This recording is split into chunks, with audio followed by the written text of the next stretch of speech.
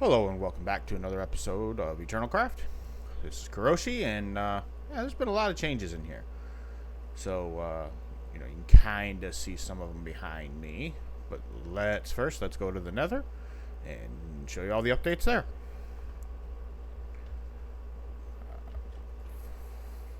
Before I go, I'm gonna grab that because that's one of the updates.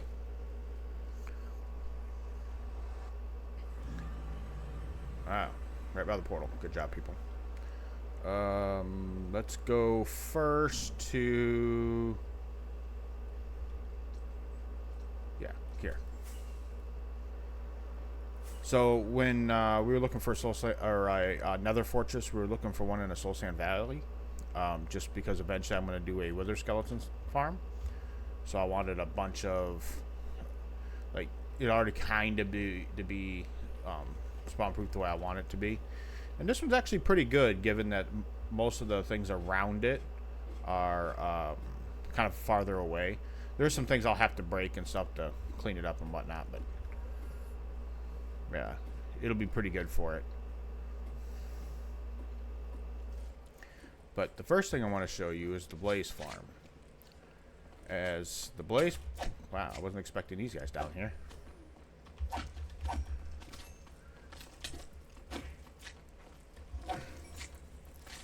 So, the Blaze Farm is actually really good, and my Blaze Farm is slightly different than most people's.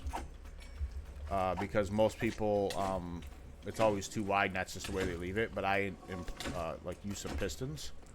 I'll keep getting hit. Anyway, let's eat a little bit, and...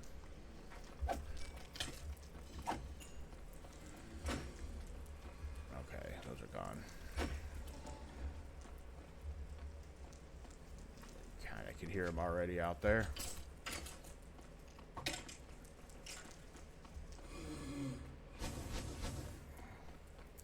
But yeah, so mine's a little bit different than most people's. Like I said, most people do like the 2x2 like this, but if you see, I have the sticky pistons in there. I tried regular pistons, but it doesn't work as well. So definitely use stickies. But if I flip this lever, while they're coming down. So this was 2 nights of, well, 1 night of running this. I ran this thing twice, but I've already brought back a load. And it brings you up to 100, and 1 night of 8 hours brings you up to 100 level 109 from level 1. So pretty good. So the idea behind this is you can just stand here and you don't have to move, and the pistons will automatically group them together for you. And I have a good sword over here and stuff, so I don't have to. And they can't see you, but you can see them. And then you see they're over there. Because the issue, even with sweeping edge, they have to be in a certain spot for you to hit them. And in this case, you can just keep your thing right here, swing your sword, and you're fine. So this is fully AFKable, and they'll always be grouped together. So, yeah. That's the farm itself. Inside here, so you can see in here. Typical, you have the stack on top of it, so the blaze can't spawn on top and stay up there. Other than that, yeah, that's the farm. So other than that, well, this guy's gone.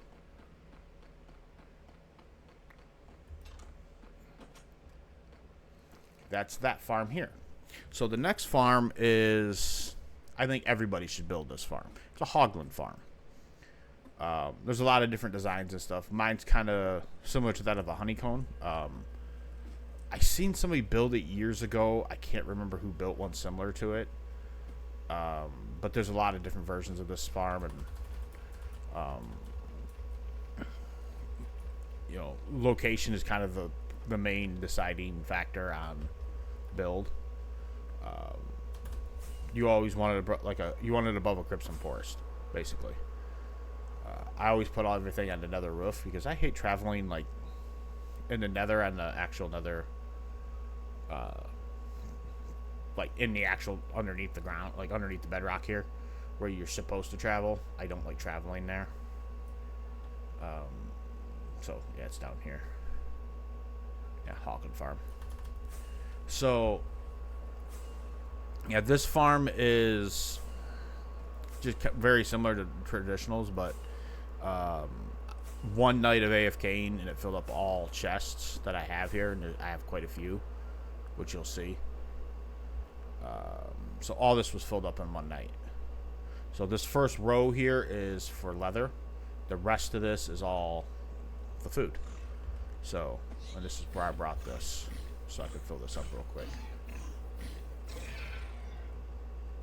There's some leather stuck in there because the leather thing's full, but it's okay. There we go. And I'll grab a stack of that. And I'm going to have to grab some rockets, looks like. Oh, that's unfortunate. Nope, I got this. Cool. So, yeah, a lot of... Went to the end and stuff and got more shulker boxes, you can tell from the last video that was put up. But let me get up here to the FK spot. Kind of see the rates here.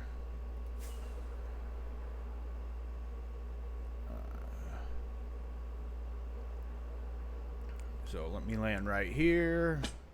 There we go. Right in the center. F4, and come all the way down here.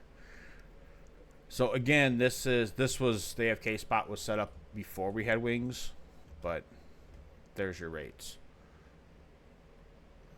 You know, they're like, there's so many in there, it's ridiculous. That's why it fills up so quick. And yeah, just a short amount of time of this thing running, and this whole thing will be filled back up again. You know, I'll take these out. You know, like you can hear them burning.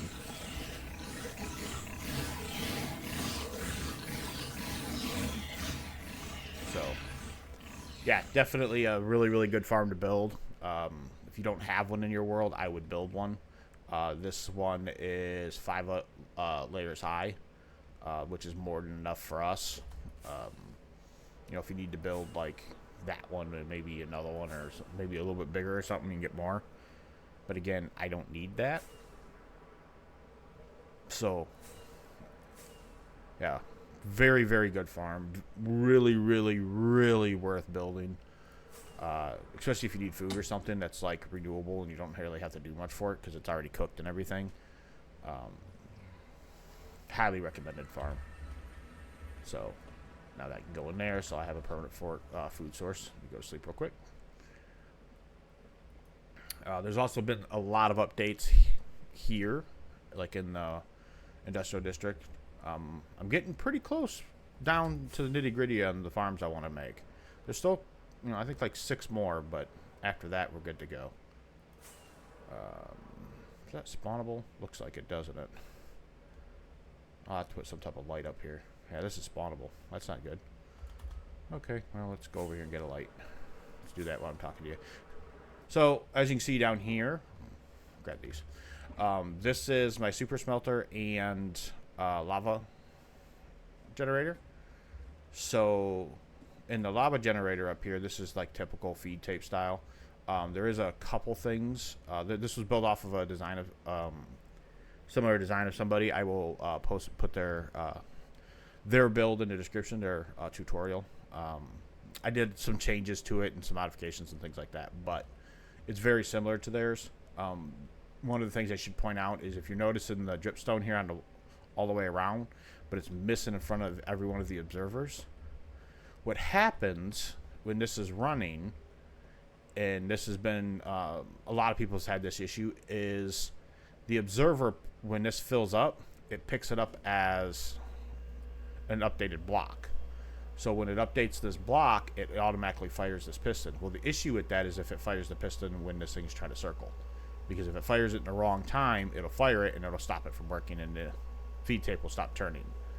So right now it just will turn infinite, and then I also have a dispenser set up here with a observer, so when you chunk, or a comparator, when you chuck a full lava bucket into this hopper, it'll kick out one. But also there's a clock underneath, which I'll show you when we go down there, that automatically fires this. So there's always going to be one. So in this scenario, what happens is there's a chance if you do a lot of these in a row that you can actually run out of your buckets. Well, that's a problem because then you'll keep one in your hand and there's a chance you can dump that lava bucket back out. The way this is set up is you'll never run out because this is constantly on a timer giving you extra anyway. So you'll get the ones that you chuck in here, and then also you'll get a few extra. So if you do hit back to back where this doesn't update and give you two, like so if you did like 3 in a row, there's a chance that this will only give you 1 bucket. Well, if you did that enough times in a row, you could run out of buckets. So that's the idea behind it. Overall, it's a really, really good farm for our use and our super smelters. So that's the timer. It's just a typical EFO clock hooked to a piston that kicks this over and fires you a few. Timing, if your guys are curious, it's 27. Because I didn't want it firing all the time, but I wanted it firing enough times so you wouldn't run out. So this is an input. This has actually been upgraded to the hoppers underneath, so it loads up faster, so it spits up the materials up there a lot quicker. And then there's also that similar setup up here with multiple ways of feeding that chest. So it just does so that the chest doesn't sit there as long. Also, the chest is on a timer with another etho clock. I tried doing the other ways, like there's multiple ways of doing this, but then with my space limitations, I didn't have the room. So what would you would go off the back side here, and I don't want the footprint of this farm changing at all. So the other part is there's another etho clock over here, right here. This one is set so it'll actually stop this minecart here. So this thing will stop and fill up, and it'll stay there for a certain amount of time and then drop back out. And the reason why I wanted this is so it would fill up with the lava buckets, the 27, because there's 27 furnaces, so it can hold 27 lava buckets. So one pass will fill everything up. And it does work. It does, and that hopper minecart fills up in seconds. Like it's really quick with the 27 items because they're non-stackable items, so it just keeps filling up the slots. So it works very, very well. Are there faster super smelters? Yes, by all means, but we don't smelt a lot of things.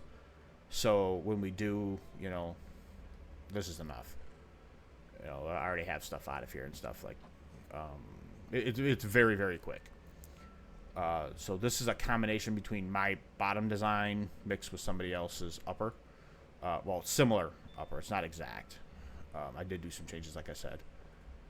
This one is a dark oak and pale farm. This is very efficient. This isn't my design at all. I did some changes like moving the switch to turn it on here, the way the leveling thing's set up. I have a automatic bone meal filler upper right here, so it fills up both of these dispensers back here. Let me go up here so it kind of looks. So the way this is designed is it'll blow up, and like when the TNT duped, it drops just on the edge of this. Just about right here. So the TNT stops not directly on the obsidian, just on the little tidbit here. So when these grow, it's blowing up pretty much right inside the tree. So it's a lot faster. And then this actually gets gotten to, which is really nice because it's on the edge of this, so it does blow down. So this gets dissipated too. So overall, it works very, very well. Now this right here is technically spawnable, so I'm gonna have to do a little bit of upgrades to stop that being spawnable. But I'll probably do like some type of lighting off the top or something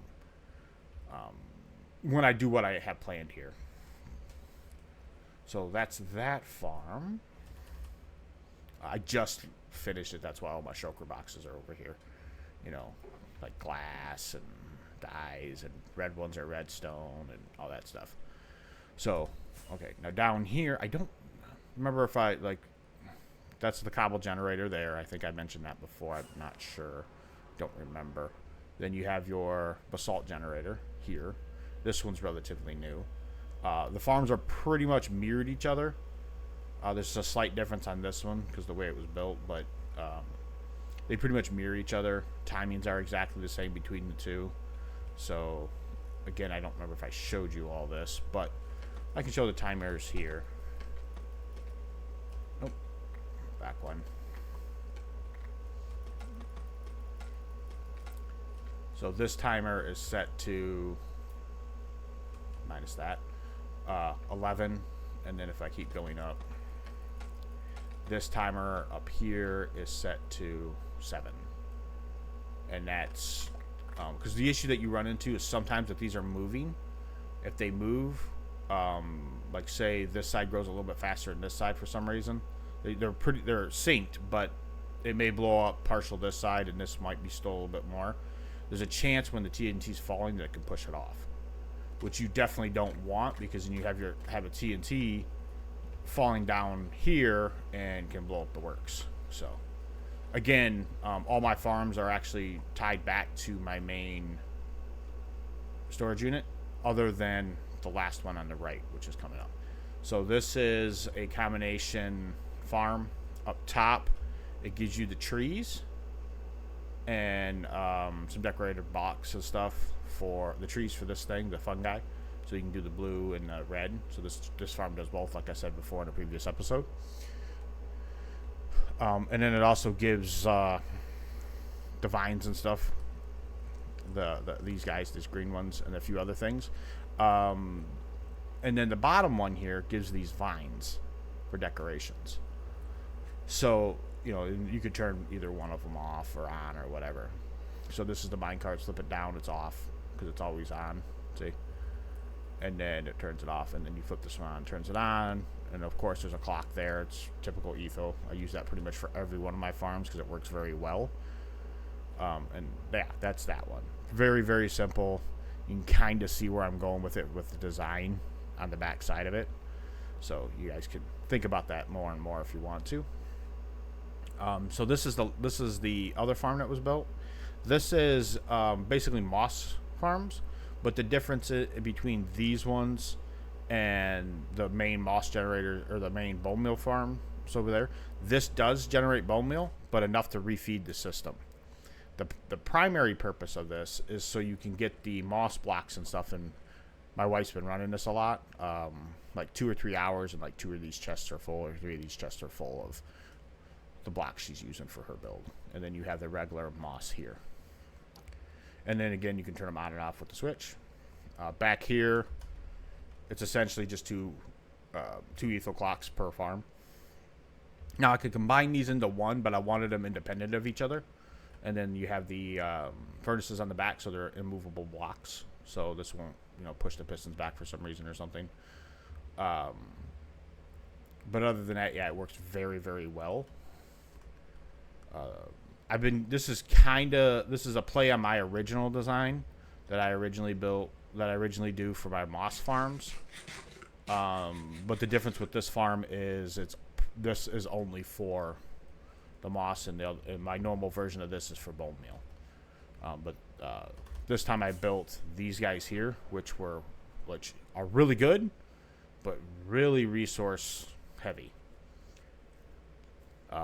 So especially to build 2 of them, there's a lot of parts and bits, and if you DC or happen to fly out of the area, like forget that it's running, and the redstone like pauses for some reason, the top corners here, these guys here, where the generators of basically the stone, do weird things. Like they were just like some parts, like you'll get random blocks up top here that'll stay up, and then the water would disappear, and the lava will be in some areas, and you basically have to rebuild the back halves every time they mess up.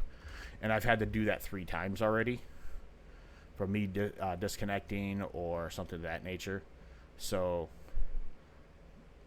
are they really efficient farms? Yes, but there is some caveats and issues with them when you run them. So what else is new? I think that's it. I can show you the drop rates of those farms. So I ran the dark oak farm in the corner there, and pale. I ran it just for dark oak, and I ran it for like 20 minutes, 25 minutes. This is what I got. So it's really efficient. It can fill the system up really, really, really quick.